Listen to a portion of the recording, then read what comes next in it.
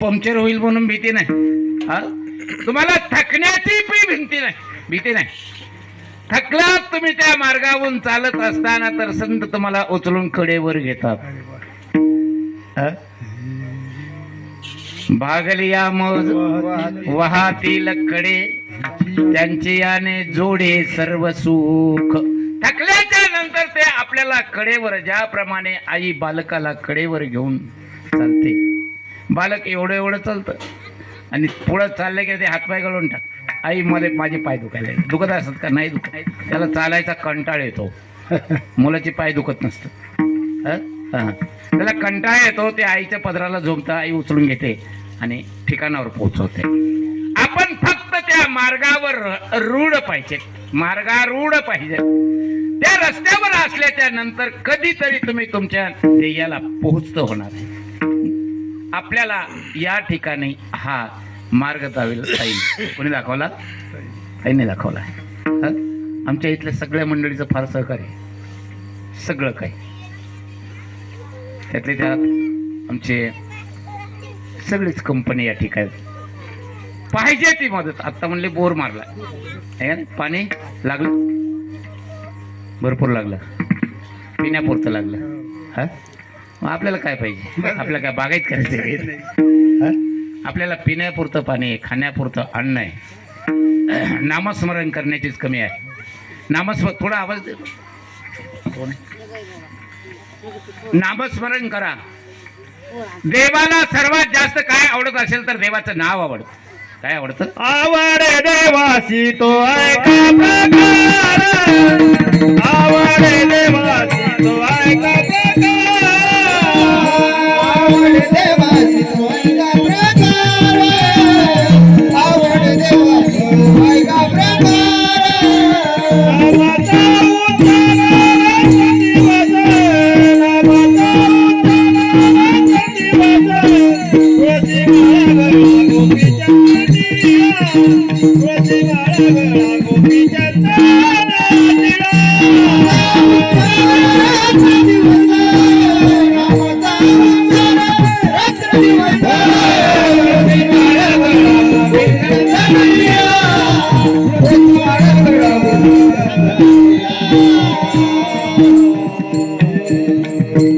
देवासी आवडे तो प्रकार ऐका.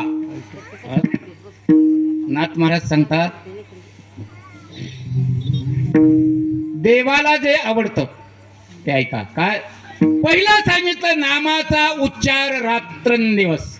मला सांगा, तुकाराम महाराज, ज्ञानेश्वर महाराज, नामदेव राय, सावतामाळी, चोखोबा राय, गोरा कुंभार यांनी काय केलं?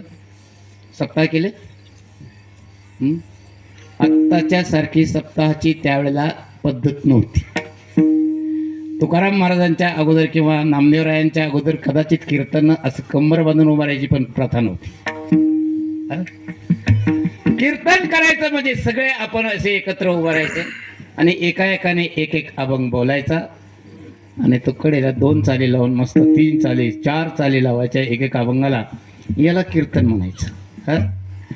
कीर्तन म्हणजे काय? रात्रंदिवस किंवा देवाचं नाव आवडीने गायन करणं. नारद काय करत होते? कंबर बांधून उभा राहत होते? नाही, सतत देवाच्या नामाचा जयघोष करायचे. तुकाराम महाराजांनी काय केलं? भगवंताचं नामस्मरण केलं.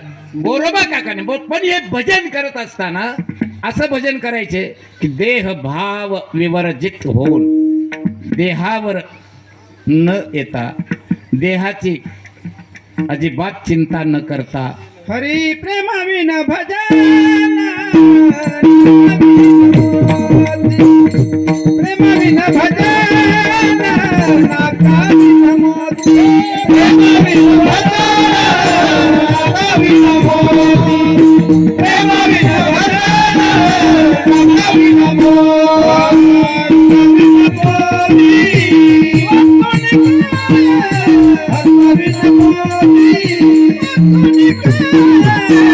हरी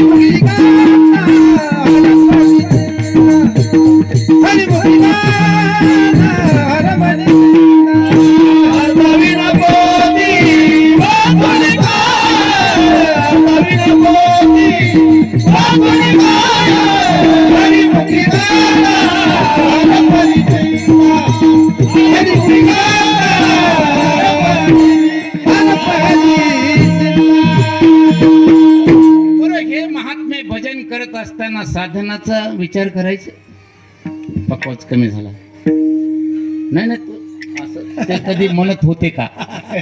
हा? सूर लागला नाही असं कधी म्हणत होते का?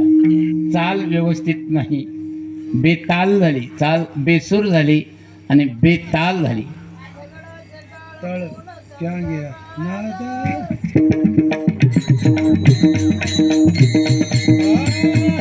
किती गाता छंद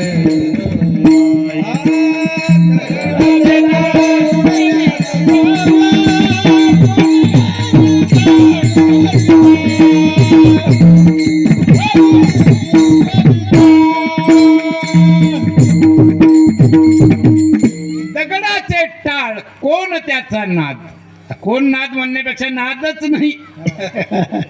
त्या टाळाला नाद आहे का? आपल्या टाळाला नाद आहे असं वाजवलं की आपण त्याचा नाद आहे.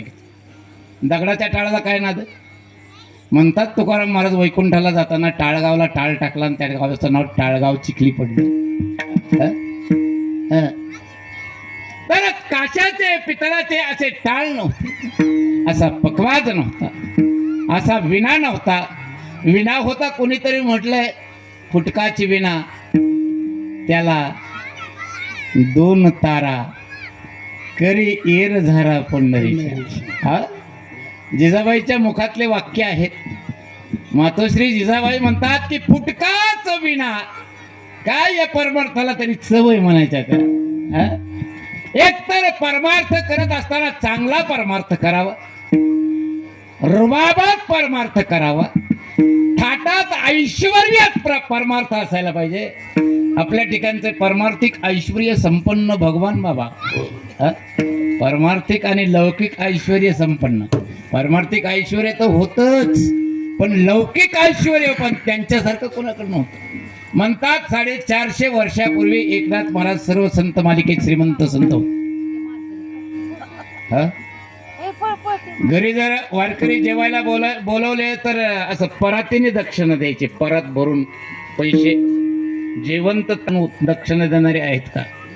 बरं कधीतरी 1 वर्षाला कोणीतरी वारकरी 1-2 वारकरी बोलायचे आणि त्यांना ताट भरून पैसे द्यायचे असं नाही. जे येतील त्याला. देवाला दर दिवस पुरणपोळीचा नैवेद्य असायचा, म्हणून तर गावबा पोळी खाण्यासाठी नाथ महाराजांच्या घरी राहिला आणि काम केले. पूजेला फुलं वगैरे पाणी आणून द्यायचे. नाथ महाराज सर्वात श्रीमंत होते, असे श्रीमंत संत. हा थाटात परमार्थ असावा, ऐश्वर्यात परमार्थ असावा, परमार्थात तुटका नसावा. बर तुम्ही म्हणाला आणायचं कुठून? तुम्ही नुसतं चिंतन करा, देव देतो. आजच्या अभंगाचा आशयच असा आहे. लौकिक ऐश्वर्य सोडून द्या. ज्याच्या दारामध्ये सोन्याचा पिंपळ आहे, म्हणतात कृतायुगामध्ये त्रेतायुगामध्ये रावणाची लंका ही सोन्याची होती, पण उगणारे झाड सोन्याचे नव्हते उगत. अशोकवन सोन्याचं नव्हतं, होतं का? रामायणकार कोण कोण आहे? रावणाचं सोनं हे जड होत, जड होत म्हणजे धातू. धातूला काय किंमत? ज्या महात्म्याच्या दारामध्ये उगलेला सुवर्ण पिंपळ हा दर दिवस पानापानाने वाढत जाणारा हा पिंपळ सोन्याचा होता. बघा कल्पना करून, तिथलं एक पान जरी आणलं आपण तर आपलाही प्रपंच सोन्याचा होतो. आपलाही प्रपंच सोन्याचा होतो. फक्त आपली भावना पाहिजे, निश्चय पाहिजे आपला. संतांच्या वचनावर विश्वास पाहिजे. संतांच्या वचनावर विश्वास नसेल तर तुमचा परमार्थ शून्य आहे, शून्य आहे. एक तर माणसाच्या मनामध्ये संतांची वचनं ठाम होतात, नाही तर प्रपंच आपल्या रोज पंक्तीला पुजलेला आहे. रोज प्रपंचच करतोय आपण. रात्रंदिवस आपण काय करतो? मी तर म्हणेल की परमार्थ करत असताना हे प्रपंचच करतो. प्रपंच हा प्रपंचात आपण शेंडी सहित बुडलेलो. मला सांगा, समुद्रात बुडल्याच्या नंतर कोणी ऑक्सिजनची अपेक्षा करेल जगण्यासाठी? समुद्रात पडलाय, 10 दिशेला पाणी आहे, तो पाण्यात बुडलाय. खाली पाणी, वर पाणी, 4 दिशेला पाणी, 8 दिशेला पाणी, सगळं पाणीच पाणी, पाणीच पाणी, पाणीच पाणी. त्या ठिकाणी कुणी हवेची अपेक्षा केली तर, ऑक्सिजनची अपेक्षा केली तर, प्राणवायूची अपेक्षा केली तर, असतो पाण्यात बी प्राणवायू असतो, पण ती प्राणवायू घेण्याची किमया आपल्याकडं नाही. पाण्यातला ऑक्सिजन घेण्याची, हवेतला ऑक्सिजन घेण्याची आपल्याकडं किमया आहे. पण पाण्यातला ऑक्सिजन घेण्यासाठी ते ठराविक प्राणी देवाने बनवलेले आहेत. मासा आहे, मग अजून जे जलचर प्राणी आहेत ते पाण्यातला ऑक्सिजन घेतात. आपल्याला ते घेता येत नाही. आपण काही मिनिटांमध्ये गतप्राण पाण्यामध्ये. तर चारी बाजूने पाणीच पाणी आहे. तिथे जसे आपल्याला जगण्याची अपेक्षा करणं फार अवघड आहे. कल्पना करा, आपण नावेतून प्रवास करतोय. नाव 100 किलोमीटर पाण्यात गेलेली आहे, पुढे चाललेली आहे. इकडेही 100 किलोमीटर किनारा नाही, इकडेही 100 किलोमीटर किनारा नाही, आणि मध्ये आपली नाव पंक्चर झाली, नावेला होल पडलं, आणि नाविकाने सांगितलं आता आपल्याला जसं जसं जगता येईल ते जगण्याचा प्रयत्न करा. नावेला होल पडलंय, काही मिनिटामध्ये नाव पाण्याने गच्च भरेल, ही नाव पाण्यात बुडणार आहे. ज्याला जसा प्रयत्न करायचा तसा प्रयत्न करा. अशी सूचना आपल्याला मिळाल्यावर आपण कसा प्रयत्न करू जगण्याचा? पाणीच मरण्याशिवाय गत्यंतर नाही. मग त्या ठिकाणी उद्धरण जाण्यासाठी एक तर ऑक्सिजन मिळणं पाण्यातला, किंवा पोहून जाणं. एक महात्मा पोहून आला, शेकडो किलोमीटर पोहून आला पाण्यातून. त्या महात्म्याचं नाव आहे सावरकर. सागरा प्राण तळमळला, बघा ते गीत सगळं त्याने सगळी व्यथा मांडलेली. कारण काळ्या पाण्याच्या शिक्षेला त्याला घेऊन चालले होते. बाथरूम मध्ये गेले आणि पाण्यात उडी टाकली. इकडं तर मरावं लागणार आहे, पण इथे काहीतरी जगण्याचे चान्सेस आहेत, काहीतरी करता येईल. तिथून पोहत आले, किनारा गाठला, आणि स्वातंत्र्यवीर सावरकर असे त्यांना पदवी मिळाली. पाण्यातून तरुण जाण्यासाठी पोहणं किंवा पाण्यातला ऑक्सिजन घेण्याची किमया माणसाकडे असेल तर मनुष्य जगू शकतो. तसं आपल्या या ठिकाणी 10ही दिशेला प्रपंच आहे. ज्याच्याकडे जावा तो संसाराविषयी बोलतो, ज्याच्याकडे जावा तो संसाराविषयी बोलतो. संसाराशिवाय दुसरं बोलणंच नाही. कुणीही आलं, कुणीही भेटलं, रात्री भेटू द्या, दिवसा भेटू द्या, सगळे प्रपंचाच्या विषयी बोलणार. तुकाराम महाराजांना असंच करायचे लोक. तुकाराम महाराजांना प्रपंचाविषयी बोलायचे. तुकाराम महाराज म्हणले ज्याचा वैताग त्याचीच पंगत आली. ज्याचा वैताग, ज्याच्यासाठी सगळं सोडलंय, ज्याच्यासाठी प्रपंच सोडला, ज्याच्यासाठी बायका मुलं सोडलीच की नाही. घरी असून काय उपयोग होता तुकाराम महाराजांचा? घरात राहून काय उपयोग? बायकोला काही फायदा त्या तुकाराम महाराजांचा झाला तर त्रासच, फायदा अजिबात नाही. चारी बाजूने संपूर्ण 10 दिशेला प्रपंचाच्या विषयी बोल. तुकाराम महाराजांना शेवटी बोलावं लागलं, होय आता प्रपंचाविषयी मला काही बोलू नका. नका मज पासी वधो प्रपंचाचे विषयी, प्रपंचाचे विषयी.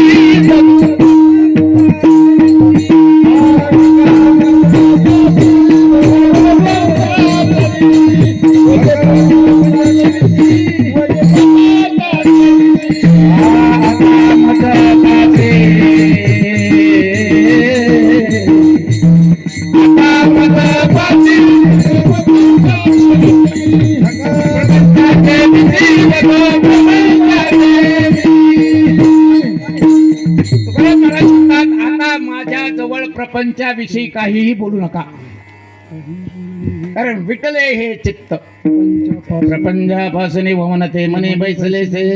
महाराज म्हणतात प्रपंचाविषयी वमन आमच्या मनामध्ये बसलेलं आहे. वमन म्हणजे काय? वमन म्हणजे काय? होय, हां, उलटी आवडते का माणसाला? हा एखाद्याला आवडत असेल तर एसटी द्या. मागच्या सीटावर बसलेला असलं तरी पुढच्या सीटावर बसलेल्या माणसाला आपोआप येते उलटी. हा? हा.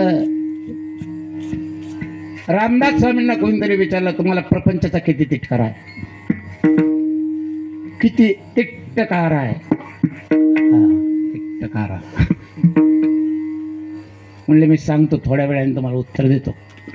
त्यांना सगळ्यात जास्त खीर आवडायची. काय? रामदास स्वामींना सज्जनगडावर राहत असताना एकटेच राहायचे, त्यांना खीर आवडायची, खीर. मग त्यांनी त्या दिवशी खीर बनवली. कोणी बनवली? रामदास स्वामीच्या मंडळीने. कोणी खीर बनवली? रामदास स्वामीच्या बायकोने. नाही, आत्ताची जागे झाली. रामदास स्वामीने खीर बनवली. चांगलं 5 लिटरचं पातेलं ठेवलं आणि इतकी सुंदर खीर बनवली महाराजांनी.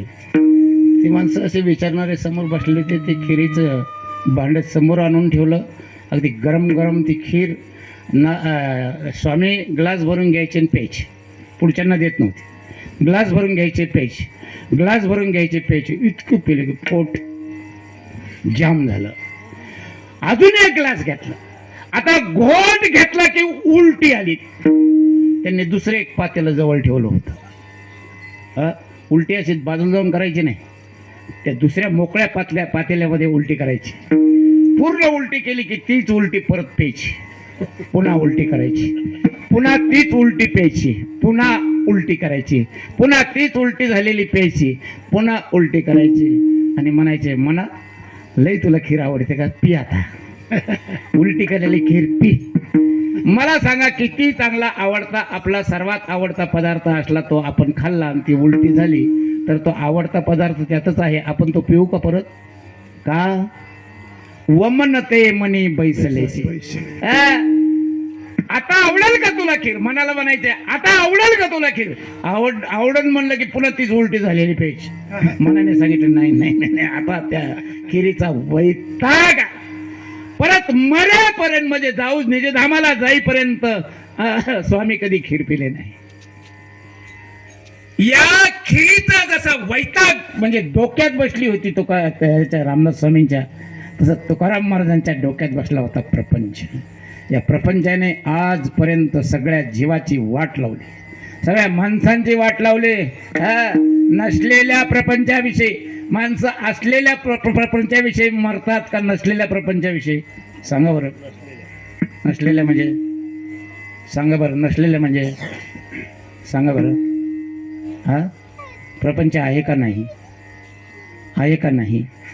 दोन्ही प्रकारे कोणीकडूनही उत्तर दिला तुम्ही तुम्हाला आडवं घालणार आहे. प्रपंच आहे का नाही? हा व्यवहार, हा संसार, हा लटिका व्यवहार, लटिका व्यवहार, सर्व हा संसार ठाऊकचे आहे. संसार दुःखाचा, हा दुःख बांधवडी आहे हा संसार. हा संसार दुःख मूळ चौकडे इंगळ. इतके प्रमाण देईल की बस. या प्रपंचाविषयी सगळे प्रमाण आपल्या पाठ आहेत. प्रपंच म्हणजे एकटा, प्रपंच म्हणजे बायको, प्रपंच म्हणजे नुसतेच पोरं, प्रपंच म्हणजे नुसतीच शेती, प्रपंच म्हणजे नुसतेच गुरढोर, प्रपंच म्हणजे नुसतेच बँकेतला पैसा, प्रपंच म्हणजे नुसतं. हे सगळ्याला मिळून काय म्हणतात? प्रपंच. मग जो रोज हे प्रमाण म्हणणारा बीडच्या स्टँडवर भेटू द्या आणि त्याला म्हणा 1000 रुपये द्या. त्याला काय म्हणा? 1000 रुपये द्या. ते इकडे खिशात असतील तर गपचीप आतल्या खिशात टाके. लई जवळचा माणूस असतो म्हणजे काय सांगू रामभाऊ, जरा अर्धा तास अगोदर आला असताना तुला एक काय 5000 दिले असते. आत्ताच तू येण्याच्या अगोदर तू स्टँडवर घुसत नाही तर त्यावेळेस गणपतराव आला आणि त्याने 5000 घेऊन गेला. नेलतंय का? ठाऊकचे आहे प्रपंच दुःखाचा, संसार दुःखमळ वगैरे वगैरे सगळे प्रमाण म्हणण्यासाठी ठीक आहे. आता जर आम्ही उद्या सकाळी आता एवढे माणसं इथे आहेत, तुम्ही प्रपंच दुःखाचा आहे किंवा खोटा आहे म्हणाल तर मग त्याचा काय उपयोग आहे का आपल्याला? जाऊ दे ना, चोकोबारायाच्या मंदिरासाठी संपूर्ण खोटा प्रपंच दान करण्यासाठी काही त्रास होईल का माणसाला? खोटा पदार्थ दान करण्यासाठी एक भिकारी आला बरं का, भिकारी आला म्हणला भिक्षाम दे, ही आवाज मारला. असं 4 वर्षाचा एक मुलगा त्या बाईचा त्या घरातला रस्त्या अंगणात खेळत होता. भिकारीने आवाज दिला, खाली बघितलं तर एक 10 रुपयाचा ठोकळा पडलेला होता अंगणामध्ये. भिकारीने पाहिला, म्हणलं बाई तर घरात आहे, या पोराला काही समजत नाही. पुढे गेला आणि त्या ठोकळ्यावर असा पाय दिला. पण पोरगं लय चॅप्टर होतं 4 वर्ष. त्याने लगेच आत आवाज दिला, आई आई, हे भिकारी येतात आणि आपल्या दारात पडलेला 10 रुपयाचा ठोकळा या भिकारीने त्याच्यावर पाय ठेवला, कदाचित चोरून नेण्याची त्याची शक्यता आहे. आतूनच आईने सांगितलं, जाऊ दे मला, तो 10 रुपयाचा ठोकळा खोटा आहे. याने लगेच पाय काढून खोटा आहे म्हणल्यावर याने काय केलं, म्हणलं काय करायचं खोट्याला. हा, तितका जर प्रपंचाविषयी आपला खोटेपणाचा निर्णय होईल, अनुभव येईल, तर निश्चितच मनुष्य प्रपंचाच्या बाहेर पडल्याशिवाय राहणार. म्हणतात तुकाराम महाराजांनी त्या काळामध्ये वयाच्या 21व्या वर्षी 2 करोड रुपयाचं कर्ज लोकांना माफ केलं. त्या काळात 1600 काय जे इसवी सन असेल त्या काळात, त्यांचा तो दिवस कुठला असेल मला माहित नाही. पण जेवढ्या काही रामेश्वर भट्टाने तुकाराम महाराजांच्या वह्या बुडवल्या होत्या, त्याच्या अगोदर तुकाराम महाराजांनी कर्जाच्या वह्या, कोणाची जमीन लिहून घेतलेली, कोणाची गहाण ठेवलेली, कोणाचं खरेदी खत मारलेलं, कोणाचे सातबारे आपल्या नावावर केलेले, अशी एवढं मोठं त्या गात्यापेक्षा जास्त मोठं गाठोडं होतं. तुकाराम महाराजांनी सगळं गाठोडं घेतलं आणि डोहात टाकून दिलं. कर्ज माफ सगळ्या लोकांना देऊच्या तुकाराम महाराजांनी कर्ज माफ करून टाकलं. का? कारण वाटण्या करताना तुकाराम महाराजांच्या वाट्यावर कर्जाची रक्कम आलती आणि रोख रक्कम घरातली दुसऱ्या भावांनी घेतली. तुकाराम महाराज म्हणले, हे तरी काय करायचं, मग ते असतं तर तेही लोकांना वाटून दिलं असतं. पण आता हे आपल्या मनात कधीतरी अशी इच्छा होईल की या जमिनीवरचं कर्ज आपण वसूल करावं, पण ही इच्छा राहू नये कोणाकडे किती पैसे म्हणून त्या वह्या घेतल्या आणि डोहात टाकून दिल्या. बरं, प्रपंचाविषयी मिथ्यत्व या महात्म्याच्या डोक्यात असल्याशिवाय या वह्या टाकल्या का? असेच टाकल्या. समजा सुभाष महाराजांना 25 लाखाचा चेक मिळाला, कशाचं? डेअरीचं. बेरर चेक आहे. बेरर कशाला म्हणतात माहिती आहे का? लगेच पैसे भेटतात. हा, तत्काळ पैसे बँकेत न्यायचं, मागं सही करायची, द्या 25 लाख, बँकेला 22 लाख, कारण बेरर आहे तो चेक. सुभाष महाराजांना भेटला तो चेक. सुभाष महाराज आपलं ते ऑफिसातून आले चेक घेऊन आणि ते चेक पाहिला, दिला फेकून. तो चेक कुणीही बँकेत भरला तर कोणालाही पैसे मिळतात. बेरर चेकचं हे महत्त्व असतं, कुणालाही त्याच्यावर पैसे मिळतात. तुमचं त्याच्यावर नाव टाकलं तरी दुसऱ्याला पैसे घेता येतात त्याच्या. मग असा 25 लाखाचा चेक महाराजांनी रोडवर फेकून दिला. आपल्याला काय करायचं, आपल्याला काही या पैशाविषयी प्रपंचाविषयी ओढ नाही. 25 लाख काय गवताप्रमाणे कैशी दशा येईल, लहाता होईल किंवा येईल माझ्या अंगात, चित्त पांडुरंगा धुरत असे. तुकाराम महाराज म्हणतात, संपूर्ण प्रपंचाविषयी मिथ्यत्वाचा निग्रह माझ्या मनात कोणत्या दिवशी निर्माण होईल देवा, त्या क्षणाची मी वाट बघतोय. आपण ज्या प्रपंचाला महत्व देतो, आपण किंवा ज्या वस्तूला आपण महत्व देतो, तुकाराम महाराजांच्या या अभंगाचा अर्थ आपण त्या पद्धतीने लावणार आहोत. आपण जर प्रपंचाला महत्व दिलं तर खरंच तुकाराम आपलं ज्ञानेश्वर महाराजांच्या दारातला पिंपळ हा सोन्याचाच आहे का? ज्ञानेश्वर महाराजांच्या दर्शनासाठी न जाता पिंपळ पाहण्यासाठी आपण का म्हणलं, पिंपळ पाहायला आलो, सोन्याचा आहे का काय? आणि असेल तर एखादं पान आपल्या हाताला लागलं तर खिशात टाकून आणायला. एका पिंपळ पानाचे किती पैसे होतील? इथं उद्या सोनाराकडे जा आणि त्यांना म्हणा एक पिंपळ पान तयार करायचं असं, हाता एवढं किती पैसे होतील सोन्याचे? त्या विचारा किती पैसे होते? लाखाच्या पुढे होते, कोटी धरू. मग तो पिंपळ पाहण्यासाठी मी इथं आलोय. दुसरा एक मनुष्य असा आहे की तो पारमार्थिक दृष्टीने विचार करणारा, तो तिथे गेला. तो तिथे गेल्याच्या नंतर संपूर्ण तिथला पिंपळ पाहिला, माऊलीची समाधी पाहिली आणि तिथे समाधी स्थळाच्या ठिकाणी बसला, मंदिरात बसला. इकडून पिंपळ आहे, समोर ज्ञानेश्वर महाराजांची समाधी आहे, त्याच्या पुढे कारंजा मंडप आहे, तिथं विण्याचा अखंड पहारा चालू आहे. तिथं 5 वाजता 4 वाजता प्रवचन चालू होतं रोज. तिथे भजन होतं, कीर्तन होतं. अगदी कितीही पागल डोक्याचा मनुष्य गेला किंवा प्रपंच वेडा मनुष्य गेला किंवा प्रपंच पिसाट मनुष्य गेला. प्रपंच पिसाट म्हणजे काय माहिती आहे? रात्रंदिवस अगदी थुंकलेल्या थुंक्याकडे पण बघणारा, इतका प्रपंचाच्या विषयी आतोनात विचार करणारा असाही मनुष्य त्या ठिकाणी गेला तर हे सगळं वातावरण पाहून तो त्या ठिकाणी रमल्या जातो. काय होतो? एखाद्या वेळेला पंढरपूरला गेल्याच्या नंतर पांडुरंगाच्या मंदिरात मनुष्य एवढा रमणार नाही. पांडुरंगाचं मंदिर ज्ञानेश्वर महाराजापेक्षा अनंतपटीने मोठं आहे, खूप मोठं आहे. तिथे खूप ठिकाणंही आहे. पण ज्ञानेश्वर महाराजांच्या समाधी वाड्यामध्ये गेल्याच्या नंतर जो अनुभव येतो कदाचित तो पंढरपूरला येईल का नाही मला माहीत नाही. ज्याच्या त्याच्या अनुभवाची गोष्ट आहे ही. मी जर नाही म्हणलं आणि एखाद्याला तिथे गेल्याबरोबर समाधी लागत असेल, विठाला विठाला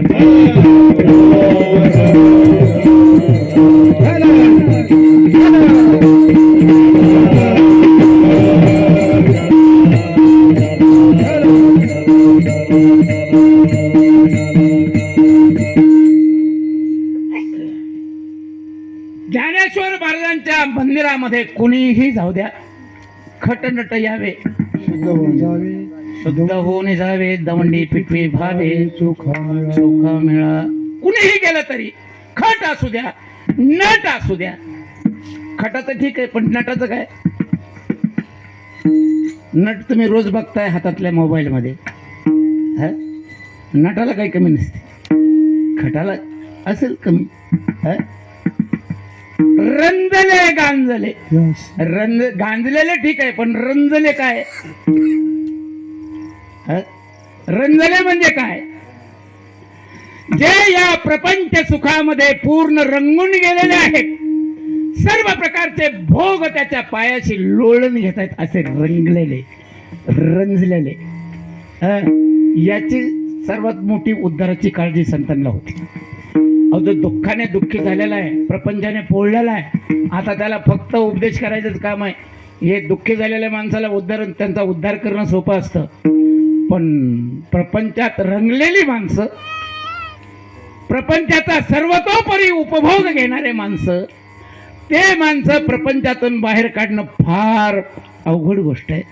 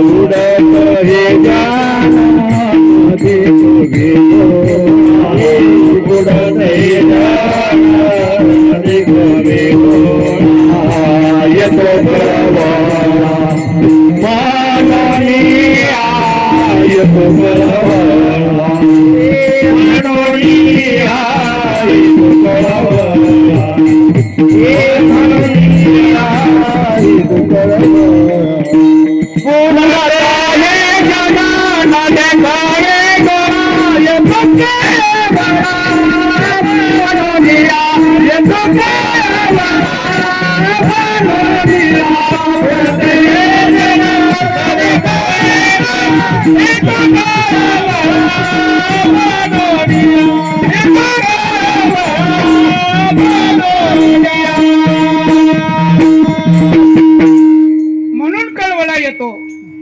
काय म्हणून येतो? हे जन बुडत आहे, बुडत आहे हे जन, डोळ्याने पाहवत नाही म्हणून कळवळा येतो. आत्ताच्या माणसांच्या मध्ये कळवळा निर्माण होणं फार दुरापास्त गोष्ट आहे. येणार नाही. रोडवर ॲक्सिडेंट होऊन तडफडत असतो, वाचवायच्या दृष्टीने कोणाची वाट बघत असतो, माणसं बघून पुढे जात असतात. जर केलंच तर एवढं काम करतात की त्याचा व्हिडिओ काढतात आणि व्हायरल करतात. अरे व्हिडिओ काढून व्हायरल करण्यापेक्षा त्याला पाणी पाज, त्याला उचल, वाचेल तो, दवाखान्यात घेऊन जा. आता सरकार मायबापाने 25,000 रुपयाचं इनाम ठेवलं आहे. एखाद्या माणसाला रोड